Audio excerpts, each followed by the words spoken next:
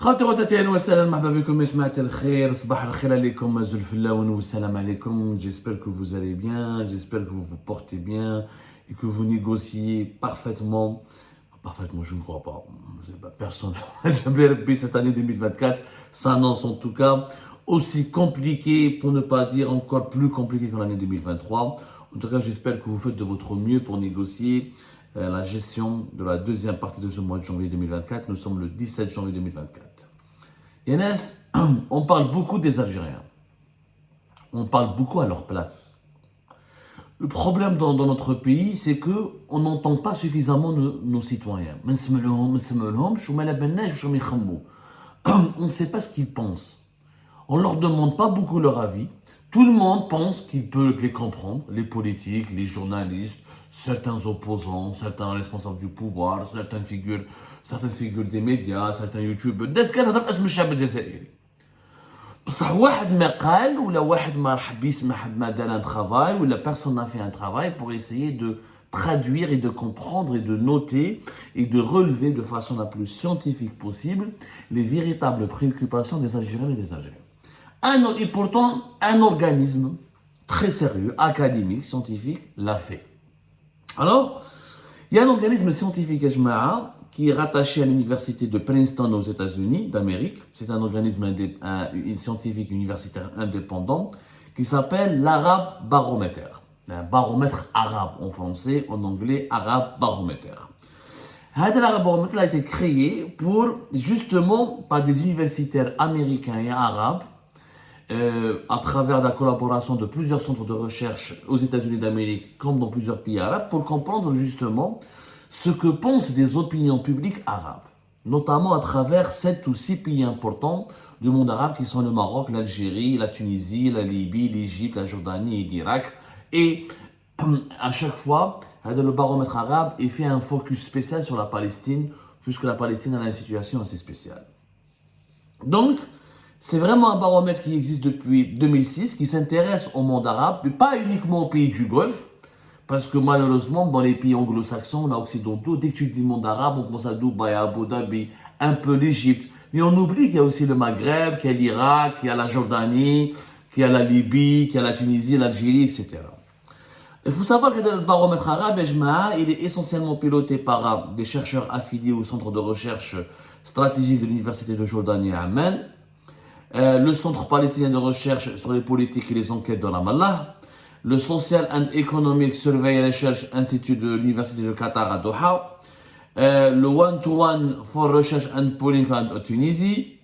En plus, il y a l'Université Princeton, ainsi que l'université, 2 grands chercheurs américains de l'Université de Princeton et l'Université de Michigan, qui sont les principaux responsables de ce programme. Et c'est franchement un programme très ambitieux et très intéressant. Parce que c'est la première fois où on donne la parole aux opinions arabes.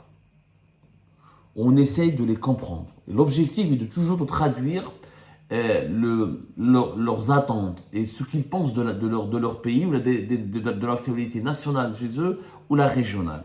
C'est généralement, ils font quoi? Ils prennent un panel de 27 000 à 30 000 personnes qu'ils interrogent, les profils les plus représentatifs des pays arabes, et ça nous donne des chiffres et des statistiques plus ou moins très fiable. D'ailleurs, en tout cas, c'est la seule étude statistique vaste sur les pays arabes et les opinions arabes qui est fiable et qui est actualisée récemment. Le baromètre arabe, il a pris beaucoup d'importance durant la pandémie de la Covid-19 en 2020, en 2021. C'est l'un des rares organismes qui nous permettait de comprendre comment les opinions arabes interagissaient ou réagissaient avec l'évolution de la pandémie de la Covid-19. Mon bad, chaque année, depuis 2021, ils font un rapport par pays. Ils prennent un pays arabe, le Maroc, l'Algérie, l'Égypte, l'Irak, la Palestine, etc. Ils font un rapport détaillé de plusieurs dizaines de pages concernant ce pays-là. L'Algérie, le dernier rapport leader, date de décembre 2022. Ce sont les statistiques les plus actualisées, les plus récentes sur ce que pensent les Algériennes et les Algériens des événements internationaux et nationaux dans leur propre pays. باش تعرفوا مليح La démarche scientifique de ces chercheurs, ils ont fait une vaste recherche du 26 mai au 7 juillet 2022 auprès d'un échantillon représentatif de plusieurs régions du pays pour comprendre ce que les Algériens, comment les Algériens perçoivent leur pays et le monde. Et c'est un travail exceptionnellement intéressant. Franchement, et c'est pour ça que nous, Algérie Part, on essaie de le médiatiser. Très peu de gens entendent parler du baromètre arabe, de ce grand réseau de chercheurs arabes américains et arabes à travers le monde. Ils s'appuient sur beaucoup de sources, comme la Banque mondiale, etc. Mais ils font un travail de recherche sur place. Et ça, c'est intéressant et c'est même important, Younes. C'est vraiment intéressant et important.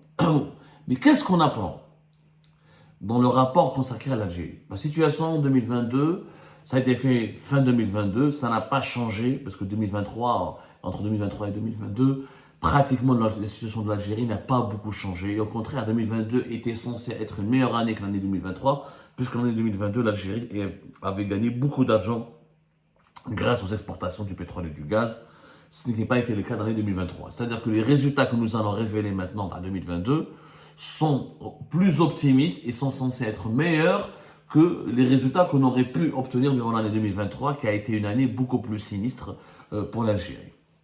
Parce que, notamment sur le plan économique, elle a été moins bien meilleure.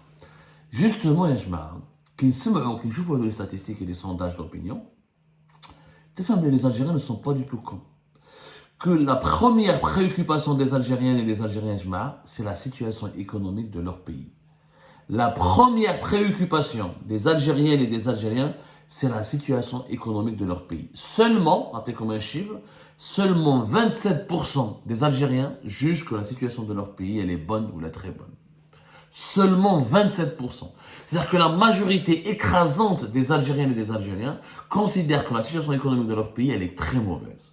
Là, le baromètre, les statistiques et les sondages d'opinion nous apprennent même que dans certaines villes, régions du pays, la perception de la mauvaise situation économique du pays est encore plus dramatique. Par exemple, les habitants de la capitale Alger, 93% des habitants de la capitale d'Alger déclarent ou estiment que la situation économique de leur pays, elle est mauvaise. 78% des habitants du centre-nord de l'Algérie déclarent que la situation de leur pays, elle est très mauvaise. 71% des habitants du nord-ouest de l'Algérie considèrent que la situation de leur pays elle est mauvaise. 70% des habitants du sud de l'Algérie considèrent que la situation économique de leur pays elle est mauvaise. Et pourtant, le sud, des gens niais, naïfs, ne comprennent rien, ils font que voter, ils font que suivre comme des moutons. Pas du tout. 70% d'entre eux sont conscients que la situation économique de leur pays elle est mauvaise parce qu'il y a une mauvaise gestion, une mauvaise gouvernance alors que leur pays est riche. Et les habitants du sud voient très bien que le pétrole et le gaz il est sous leurs pieds, mais leur situation économique elle est catastrophique.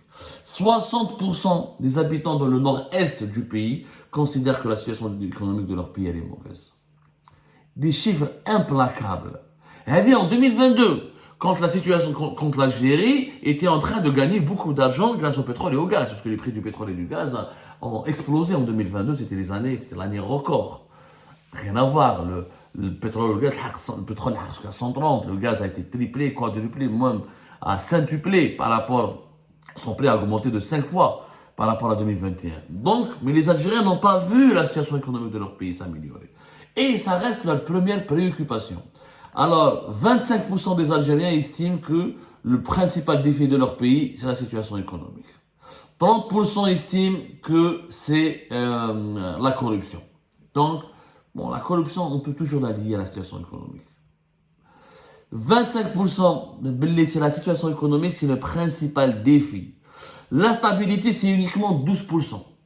Et les Algériens et les Algériens ne sont pas... Même si je trouve la propagande du régime algérien a totalement échoué. Et parce que quand tu mets la propagande du régime et des médias affiliés au régime algérien, ils disent ah, Bledna est menacé par l'instabilité. Pas vrai. Il n'y a que 12% des Algériens qui croient à ce danger. Pour 25%, c'est le danger de l'Algérie. Le danger, c'est la situation économique. 30%, le principal défi, le danger, c'est la corruption. L'ingérence étrangère, c'est uniquement 9%. La qualité des services publics, c'est 13% des Algériens et des Algériens qui considèrent que c'est le principal défi du pays. La situation après le Covid, 10%. Le terrorisme, uniquement 1%. باينه اللعبه راهو بان. لي زالجيريان ما مشاوش لي مانيبيولاسيون. Les Algériens كرهوا la situation économique de leur pays. Ils vivent la pauvreté maintenant, ils se sont appauvris, ils vivent la misère sociale, ils vivent les conséquences de l'inflation à 2 chiffres dans notre pays depuis 2021. Ça fait 3 années successives, notamment en ce qui concerne les produits alimentaires et agroalimentaires. Ils vivent le chômage massif, ils assistent, ils sont victimes directement de la paralysie de la situation économique de leur pays. Et c'est pour cette raison qu'ils sont 25% au moins à dire que c'est la priorité du pays. Et qu'ils sont uniquement 27% d'entre eux qui estiment que leur situation de leur pays elle est bonne. Et pas qui les 93% des habitants de la capitale Alger disent ou affirment, estiment que la situation de leur pays est catastrophique, c'est pas pour rien. À la base, comme les capitales, c'est les cœurs battants des pays. Et le capital, notamment dans les pays centralistes comme les nôtres, la capitale, c'est le cœur du pouvoir. C'est le cœur et le poumon du pouvoir. Fait Alger, qui naissent et Alger, qui teste la situation économique de leur pays, elle est catastrophique à hauteur de 93%, ça veut dire beaucoup de choses. Ça veut dire que les Algériens demandent de la bonne gouvernance, demandent qu'on arrive à améliorer, qu'on demande à leurs dirigeants d'améliorer leurs conditions de vie, d'améliorer leurs revenus, d'améliorer la situation économique de leur pays, de redresser leur pays. Donc les Algériens et les Algériens ne sont pas tombés dans le piège des manipulations, des fake news. Ils ne croient pas à la menace terroriste, à la menace de l'ingérence étrangère, à la menace des pays voisins, les agressions d'Israël, du Maroc ou des Émirats. Ils croient surtout que la principale menace, c'est la pauvreté, la précarité, la misère sociale, l'appauvrissement de leur pays, un pays qui regorge de potentialités de richesse et qui aurait pu être parmi les pays les plus riches du monde.